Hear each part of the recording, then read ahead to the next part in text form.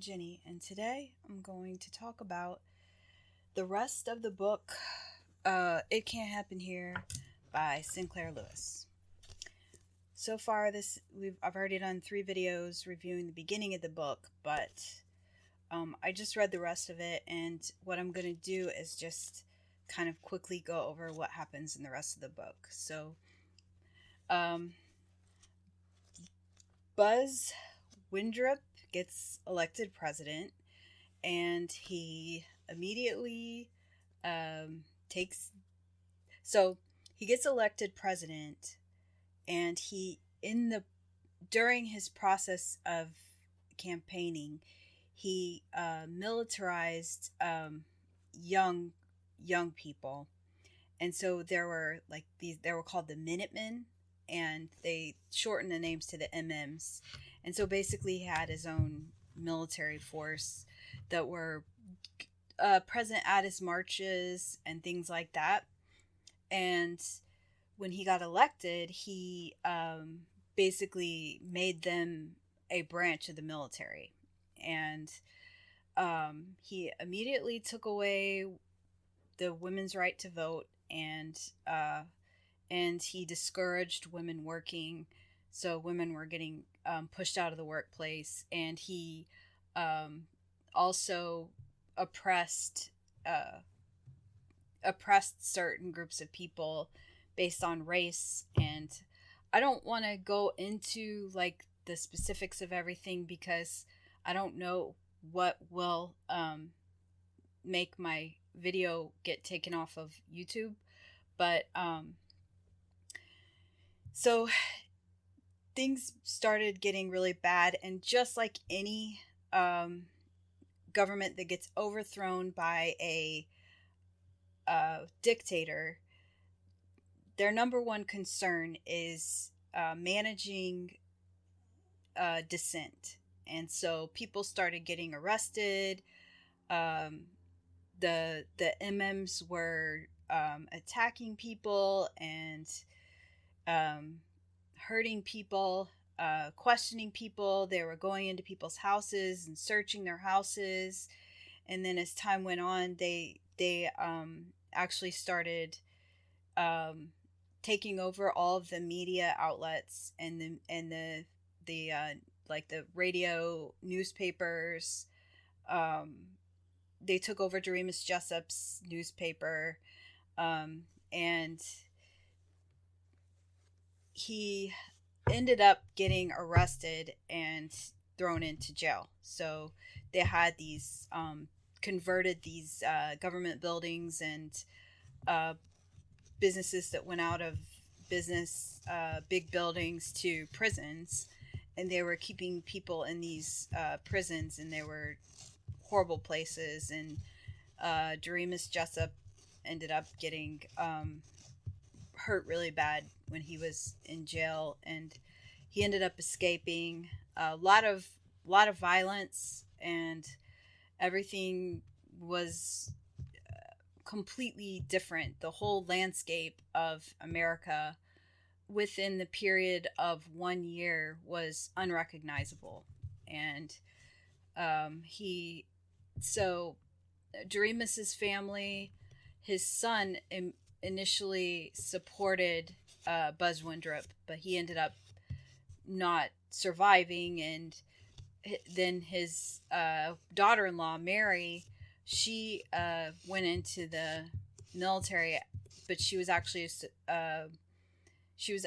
a rebel. So there was a rebel group that was active in trying to take the government back.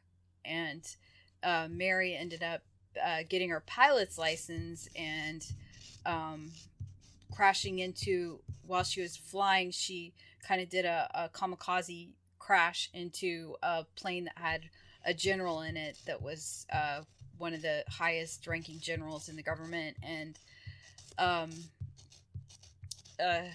his wife was just kind of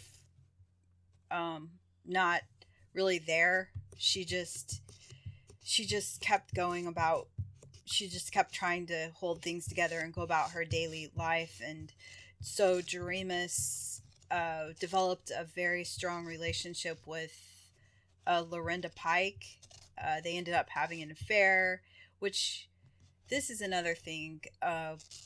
Sinclair Lewis, he has so many themes in this book that um, there's a lot of themes that really make the book more confusing or kind of harder to read. But I'm thinking his intention for including the affair with Lorinda was that when you're in a situation where you're basically just trying to survive, your your day-to-day operations or your day-to-day MO changes, and so things get different in your life, and the people that you care about and you need in your life um, become more evident. And his daughter Sissy actually supported his relationship with Lorinda Pike, and Sissy was helpful in getting uh, Doremus out of prison. So they were able to get Doremus out by having him escape, and then he went to Canada, and he managed some of the rebellions from Canada. And there was a couple excerpts in there that I wanted to read that were um, good good paragraphs. I think very meaningful to the story. One is uh, the tyranny of this dictatorship isn't primarily the fault of big business nor the demagogues who do, nor the demagogues who do their dirty work. It's the fault of Doremus Jessup, of all the conscientious, respectable, lazy-minded Doremus Jessups who have let the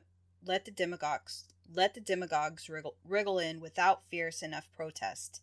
A few months ago, I thought the slaughter of civil war and the agitation of the violent abolitionists who helped bring it on were evil. But possibly they had to be violent, because easygoing citizens like me couldn't be stirred up otherwise. If our grandfathers had had the alertness and courage to see the evils of slavery and of a government conducted by gentlemen for gentlemen only, there wouldn't have been any need of agitators and war and blood. It's my sort, the respectable citizens, who felt ourselves superior because we've been well to do and what we thought was educated, who brought on the Civil War, the French Revolution, and now the fascist dictatorship. It's I who murdered Rabbi de Veres. It's I who persecuted the Jews and the black people. And I can blame none of the supporters of Buzz Windrop or Buzz Windrop, but only my own timid soul and drowsy mind. Forgive, O Lord. Is it too late? So I thought that was a good statement. And then at the end of the book, and I know I'm skipping over everything, but it's so dense. You really just have to read it to get through it. But the last sentence I also thought was important in the book, and he's still in Canada, and getting he's still getting targeted by the MMs and what they call the corpos, but the end of it says, and still Doremus goes on in the red sunrise, for a Doremus Jessup can never die. So I think that means like the American spirit, and it's a good time to analyze the American spirit. What it is, it's something that is unique in the world. And basically we don't have the ancient meaning of a lot of countries like China and Russia and, you know, Saudi Arabia, a lot of those countries, they have ancient ties that have so much meaning. The as Americans, our culture, we don't have that. But what we do have is freedom. And what we need to always remember is to respect each other's freedom. So whenever the government, and I think right now there's really no way to identify who is, which side of the government is more of a threat to our freedom, because I think both sides are trying to increase the size, and both sides have unpredictable characters that are unprecedented in United States history as far as government leadership. But I think that I read this. There's this guy, David Barton, and he writes a lot about the Constitution, and this is called Keys to Good Government. And he was talking about the founding fathers and the things that they were thinking when they wrote the Constitution, because basically, we all know about the checks and balances in the Constitution, which means that there's the way that the government is set up is that if one part of the government starts to become tyrannical, the other parts of the government can override that. And the only way that that's going to work is if the people that are in the government understand that and believe in that. And if they don't, then it doesn't matter, because they're not going to follow the Constitution, and they're not going to follow the tenets of representing their constituents, which is us, the American people. And I think there's way too many examples on both sides in the government of people that are like that. But another thing that I thought was an important visualization of this fascism is in Russia, when Lenin, Stalin, those dictators took over, and they were basically putting people in gulags, and a lot of different factions had their time in power before communism was actually stabilized there. And a lot of people who are absolutely certain that their side is right, and that they want to just cancel the other side or quiet the other side, those people, what happens in these situations where there's a revolution going on is the people who are rising in power, they end up getting overtaken or imploding from the inside, because the foundation of their philosophy is incorrect. And that is the number one thing that America means, is that you cannot design people. You can't design communities. You have to give people freedom. And the more you try to control it, the worse it gets. And this is an example from the Gulag Archipelago, written by a Russian guy. I can't remember his name, but he was put into a gulag in Russia, and he wrote probably one of the best uh, books about the gulag and the gulags and the society that of the elements in society that were occurring during that time. And this is a example um, of when they were starting to arrest people, because that's a imminent thing that happens whenever you have a fascist or extreme revolution going on, is that people get arrested and people get thrown in jail. They get thrown in camps because the government doesn't know what to do with the people who don't agree with the revolution, who are considered to be a threat. And so this paragraph stands out to me in the Gulag Archipelago. The majority sit quietly and dare to hope. Since you aren't guilty, then how can they arrest you? It's a mistake. They're already dragging you along by the collar, and you still keep on exclaiming to yourself, it's a mistake. They'll set things straight and let me out. Others are being arrested en masse, and that's a bothersome fact. But in those other cases, there's always some dark area. Maybe he was guilty. But as for you, you're obviously innocent. You still believe that the organs are humanly logical institutions. They will set things straight and let you out. Why then should you run away, and how can you resist right then? After all, you'll only make your situation worse. You'll make it more difficult for them to sort out the mistake. And it isn't just that you don't put up any resistance. You even walk down the stairs on tiptoe, as you're ordered to do, so your neighbors won't hear. What exact point, then, should one resist? When one's belt is taken away? When one is ordered to face into a corner? When one crosses the threshold of one's home?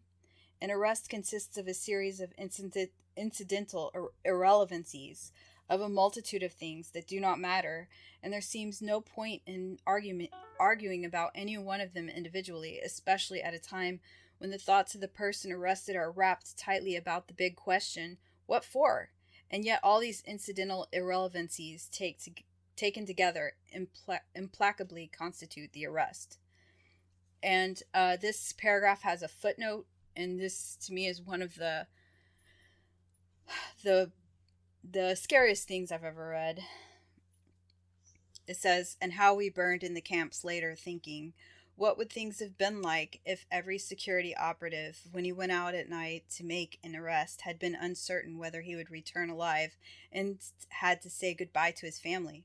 Or if during periods of mass arrests, as for example in Leningrad, when they arrested a quarter of the entire city, people had not simply sat there in their lairs, paling with terror at every bang of the downstairs door and at every step on the staircase, but had understood they had nothing left to lose, and had boldly set up in the downstairs hall an ambush of half a dozen people with axes, hammers, pokers, or whatever else was at hand. After all, you knew ahead of time those blue caps were out at night for no good purpose. Or what about the Black Maria sitting out there on the street with one lonely chauffeur? I think that was a type of car. What if it had been driven off or its tires spiked? The organs would have very quickly suffered a shortage of officers and transport, and notwithstanding all of Stalin's thirst, the cursed machine would have ground to a halt. So I think the whole book that we just read, it's or that the It Can't Happen Here, and thinking about those things and revolutions that occur where the government takes over and wants to control everything, understanding the things that happen in reality in other countries when it happens is really important. And that's why I think that book is important. I think Sinclair Lewis, he was he's considered one of the great American authors. And on a lighter note, I think it's funny that when he was writing, we also had Upton Sinclair, we also had C.S. Lewis, and, we had like all these Lewises and Sinclairs, but and sometimes it's easy to get them mixed up. But I'll close with a quote from Aristotle, who said, democratic education should not be education that Democrats like. It should be educating minds to preserve democracy. Thanks for watching.